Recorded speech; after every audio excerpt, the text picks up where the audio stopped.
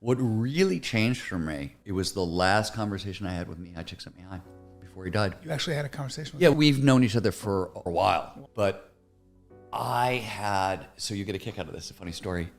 One, I knew he'd had a stroke, and I knew he was starting to improve, but I wanted to check in on him. It had been a bunch of years since I'd talked to him, and they had just they published a couple new flow textbooks, and in doing so, they translated a bunch of old interviews with Csikszentmihalyi that were in Italian into English. And I'm reading these interviews, and he's always been an avid outdoors guy, right? And his students tell stories about how he'd come to class with like black eyes and like things, we'd go into the backcountry and things would happen. And he worked on rock climbers early on, talked some of the early flow research was done on rock climbers. But I'm reading these interviews and he's like name dropping 1960s era Yosemite Valley climbers, like hardcore people. And I'm like, there's no way you would have known these people if you wasn't really serious about this stuff. And I just had this, I had this weird idea. So I called him, I was like, he answers the phone. And I was like, Mike, you got to tell me, I've been reading all your old stuff, and I know you in your TED Talk, you say that you first stumbled onto flow in concentration camps, and then you did all this research on artists. But tell me the truth. You were an action sport athlete. You were getting into flow in the mountains as a rock climber, as a mountaineer, and you didn't know how to talk about that, because that was, even me writing about action sports in the early thousands was hard enough. Trying to do it in the 60s when he was writing Beyond, right? You could never do it. It sounded like almost like magic. Right. Because he used conductors, painters, rock climbers, and surgeons.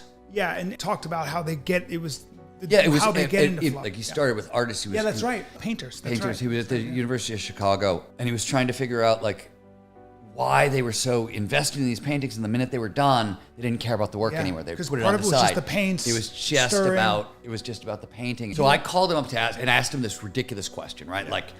And there's this huge pause, 30 seconds, a minute and a half, 2 minutes, and I'm like, holy shit! Like, well, Steven, you got to be careful.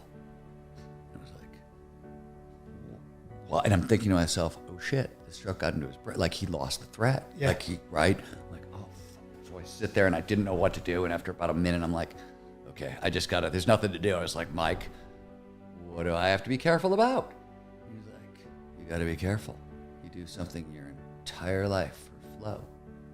You get to be my age, forget about climbing mountains. Sometimes you can't even get out of bed. You got to have a backup plan. You got to be careful.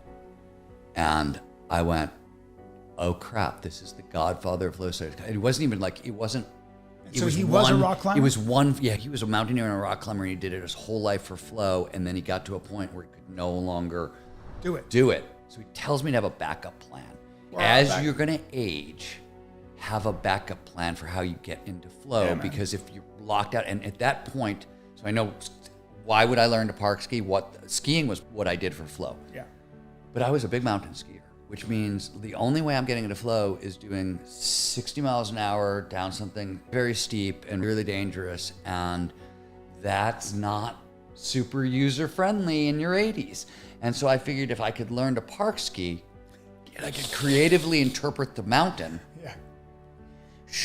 Getting to intermediate was going to be dangerous, and I knew that. But I knew once I got to intermediate, there was going to be a million more ways I could get into flow much more safely on a mountain than just like diving down chutes at 70 miles an hour, right? And so I was like, okay, that's maybe my total backup plan, but this is where I'm starting.